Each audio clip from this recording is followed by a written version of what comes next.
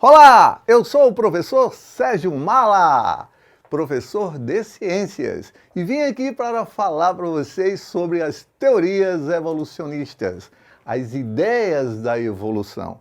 O que é evolução? Evolução é o processo de modificação que as espécies sofrem ao longo do tempo.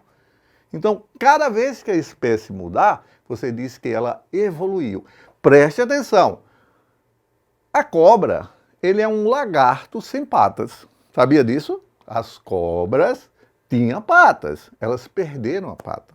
E a ciência foi atrás de saber o que tinha acontecido. Quando nós observamos, cobra e lagarto têm o mesmo material genético. Porém, falta 19 nucleotídeos, ou seja, aquelas letrinhas que estão no DNA, nas cobras. Será que é isso, professor? Simples. Vamos fazer ciência. Vamos experimentar. E aí eu peguei um ratinho, que é fácil de trabalhar com material genético de mamífero, e descobri onde tinha aqueles 19 nucleotídeos, e eu retirei do embrião do ratinho. Coloquei o ratinho para desenvolver no útero de uma ratinha, e quando o ratinho nasceu, ele nasceu o que nós chamamos de snake mouse, ou seja, um rato-cobra. Ele não nasceu com patas. Tá vendo como é interessante? Aí, eu peguei um embriãozinho e devolvi os 19 nucleotídeos. Sabe o que aconteceu? Nasceu com patas. Então a gente descobriu que a perda dos 19 nucleotídeos veio a tirar as patas do lagarto, que passou a ser chamado de serpente. Lembrar que cobra é um gênero que ocorre na África, mas se popularizou no mundo. O nome de cobra, corretamente falando, é serpente, não é? Então, professor, a cobra perdeu pata, como é que evoluiu? Eu sempre tive a ideia que evoluir é ficar melhor, mas na evolução biológica não. Evoluir é mudar. Se você mudou, se você sofreu mudança, você evoluiu. Mas ele perdeu, mas mudou, não mudou? Então evoluiu. Mas sempre foi assim, professor? Essa ciência toda? Não, não foi assim. Existiam épocas onde nós acreditávamos que todas as espécies fossem fixas e imutáveis. E que elas foram feitas todas no mesmo momento, como diz no livro bíblico, falando sobre Gênesis. É a teoria religiosa. Teoria religiosa é uma teoria muito bonita, mas não é uma teoria científica. É uma teoria que serve de amparo às pessoas que acreditam para que continuem vivendo. Mas, mais uma vez, não é nada científico. Então, que teoria é essa? Vou te mostrar. Preste atenção. Era o fixismo. Fixismo era uma doutrina. Ou teoria filosófica bem aceita no século XVIII, que é 1700 e alguma coisa. O fixismo propunha na biologia que todas as espécies foram criadas, tal como são, por poder divino, e permaneceriam assim imutáveis por toda a sua existência, sem que jamais ocorresse mudanças significativas na sua descendência. Um dos maiores defensores do fixismo foi o naturalista francês Georges Cuvier. Então veja, pessoal, acreditava-se nessa época que as espécies eram fixas e imutáveis, que os humanos sempre foram assim, que os macacos sempre foram daquele jeito, que lagartas, que beija-flor, que tatu, que tamanduá, que preá, que girafa, que cabra, que andorinha, todos nasceram do mesmo jeito e assim permaneceriam. Porém, com o passar do tempo e a descoberta de fósseis, a gente começou a ver que existia animais fossilizados que não existiam hoje na atualidade. Então esses animais já existiram, mas não existem mais, não existem mais. Então as coisas mudam, não é? Se desapareceu, mudou, e se mudou, evoluiu. Então se você observa o gráfico do fixismo, mostrando que todas as linhagens são iguais, diretas, não é? não se modificam ao longo do tempo, veio uma outra proposta para questionar isso. Que proposta foi?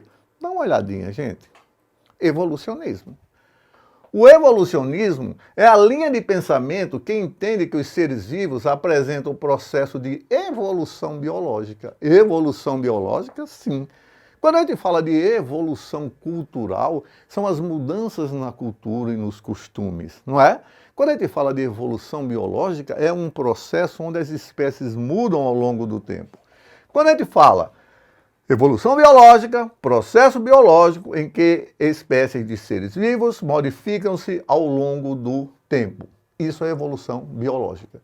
Se uma determinada espécie sofreu uma modificação, você diz que houve uma evolução biológica. Mas como é que eu vou saber? Eu vou pegar o fóssil, que é a estrutura que foi conservada em condições especiais, e vou analisar o fóssil em relação ao que existe na atualidade. E aí eu vou observar que há mudanças significativas. E veja uma coisa importante: eu não mudo para atender o ambiente é selecionador. Por exemplo, estamos vivendo agora uma pandemia. Essa pandemia é causada por um vírus chamado de SARS-CoV-2. O nome da doença que ele causa é Covid. Então não diga o Covid, tá? Diga a Covid, porque você está falando da doença. E por que esse nome Covid? CO vem de corona, VI vem de vírus, D vem de doença, 19, porque surgiu em 2019. Então, esse é o nome da doença. Algumas pessoas são assintomáticas, não sentem nada, tá? E quando vão fazer o exame para saber se tiveram a doença, diz que sim.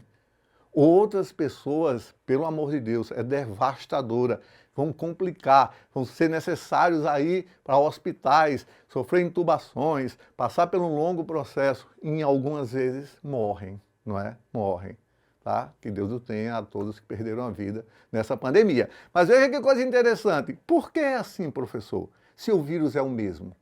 Porque nós somos diferentes. E isso é um resultado de mudanças no organismo que reflete na população e reflete na adaptação. Mas quais foram as ideias, professor? Construa. Isso veio assim, já dessa maneira que o senhor está falando? Não. Isso é um processo longo. E eu vou mostrar para vocês quem foram esses cientistas que pensaram assim. Primeiro eu quero organizar o conhecimento, porque a teoria que melhor explica a evolução hoje é a seleção natural. Então o que é que está acontecendo? Em 10 pessoas entram em contato, vou falar novamente dessa pandemia, contato com o SARS-CoV-2, e dessas 10 pessoas, 6 pessoas basicamente assintomáticas, sobraram 4, 3 tosse, perde o paladar, perde o olfato, e uma, além de perder tudo isso, morre. Tu entende? Então, a natureza selecionou positivamente. Quem é o agente selecionador? O vírus. Quem é que está sofrendo a ação? Somos nós.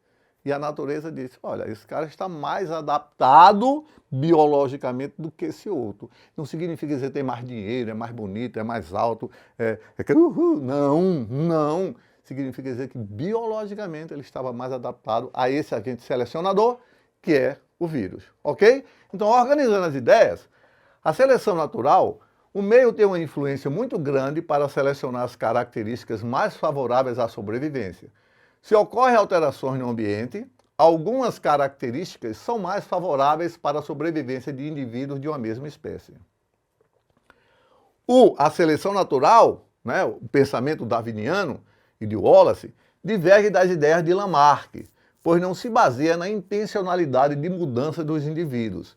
Essas ideias foram propostas por Charles Darwin e Alfred Russel Wallace em meados do século XIX. Aí você diz, professor, e que foi que disse esse Lamarck aí? Calma, baby, vou dizer para vocês, tem calma? Bom, um minuto, olha só, olha aí. Ideias evolucionistas. O lamarquismo falava do uso e desuso das características corporais. E depois que eu adquirisse pelo uso ou perdesse pelo desuso, eu poderia transmitir aos meus descendentes. Legal isso, né? O Lamarck pensava. E ele justificava assim. No início, as girafas tinham um pescoço curto. Quando as girafas iam comer alguma coisa, elas tinham o prejuízo de ficar mais fácil do predador exterminá-la. Então, a girafa disse, não é legal baixar a cabeça. Então, as girafas começaram a comer as folhas das árvores. E aí ia esticando o pescoço, esticando, e esse pescoço, pelo uso, ia crescendo. Uma vez que ele tinha o pescoço grande, ele transmitia aos descendentes. Ou seja, os filhotes dele não mais nasciam com pescoço curto, nasciam com pescoço longo, porque tinha herdado as características do pai. Você vai pensar, professor, isso é muito legal. Gostei. Eu lembro, professor, que eu era magrinho, fui para a academia, comecei a pegar peso, agora eu sou fortão, não é? Mas sabe por que você é fortão? Porque você tem uma genética para isso. E Lamarck não conheceu genética, né? E aí o que é que acontece? Vai ter amigos seus que vão para a academia também com você, faz a mesma coisa e não tem os mesmos resultados. Isso depende da nossa genética, alimentação e treinamento. Então, essa história do pescoço da girafa, Lamarck inventou para justificar o tamanho exagerado do pescoço da girafa. Isso não está certo. Nem as características que você adquire, você passa para os seus descendentes, ok? Mas aí veio o Darwin.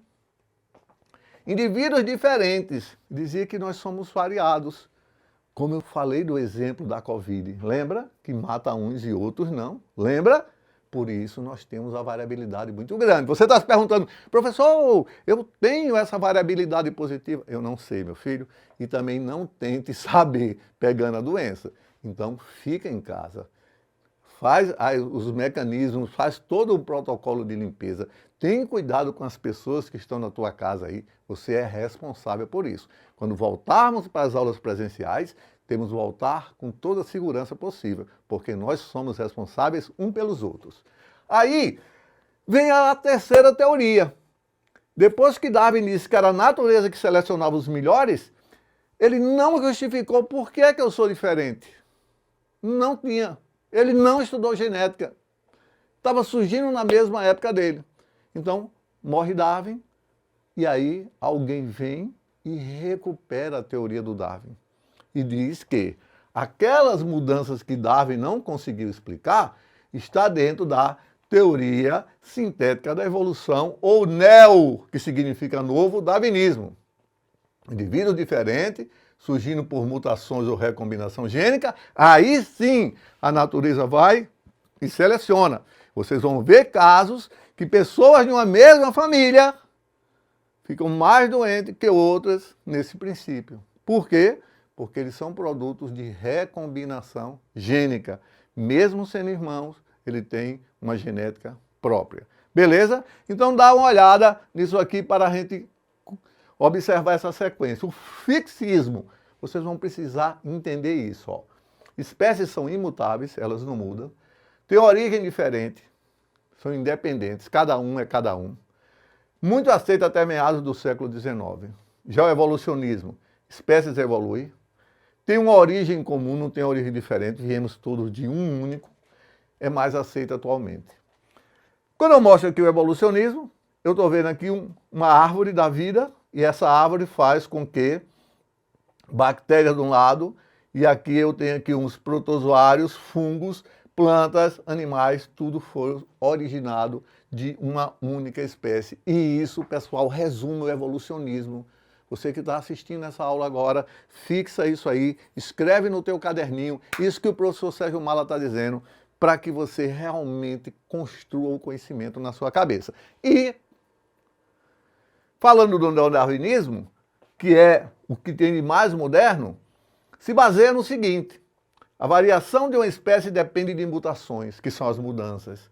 As mudanças ocorrem a um acaso. Eu não mudo para atender aquela condição. Eu mudo e a natureza vai e seleciona. A luta pela vida dá-se entre indivíduos e o meio ambiente. Então eu não luto com ninguém, eu tenho que lutar com o ambiente. Se tem pouco alimento, eu tenho que fazer algo que o ambiente responda e produza mais alimento. Eu tenho que, da luta pela vida resulta a seleção natural dos mais aptos ou adaptados. Preste atenção, não são os mais fortes, não são os mais rápidos, são os mais adaptados.